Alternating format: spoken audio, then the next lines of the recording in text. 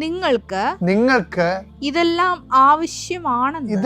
ആവശ്യമാണെന്ന് നിങ്ങളുടെ പിതാവിനറിയാം. ഞാനിപ്പോൾ പിതാവിനെ കുറിച്ചല്ല എപ്പോഴും സംസാരിക്കണത്. പിതാവിൻ്റെ ഒരു നിലപാട് എന്താണ്? വീട്, ജോലി, വിവാഹം, ഉന്നത വിദ്യാഭ്യാസം, ഡോക്ടറേറ്റ്, PhD,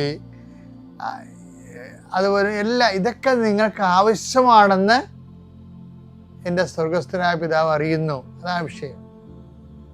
അപ്പം ദൈവത്തിലായിരിക്കുന്നതിന് എന്തും ആഗ്രഹിക്കാം. പക്ഷെ ഒരു നിലപാടെന്ന് പറയണത്, ഈ ആഗ്രഹിക്കുമ്പോൾ എന്താ സംഭവം?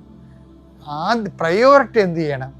ആദ്യം നിങ്ങൾ ദൈവരാജ്യത്തെയും അതിന് നീതിയെയും കുറിച്ച് അന്വേഷിക്കണം.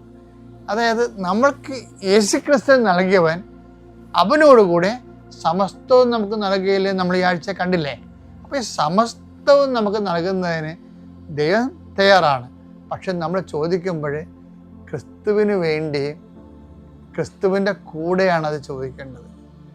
പലർക്കും വരുന്നൊരു വിഷയം അതാണ്. അപ്പം ക്രിസ്തുവിനെ മാറ്റി നിർത്തിയിട്ട്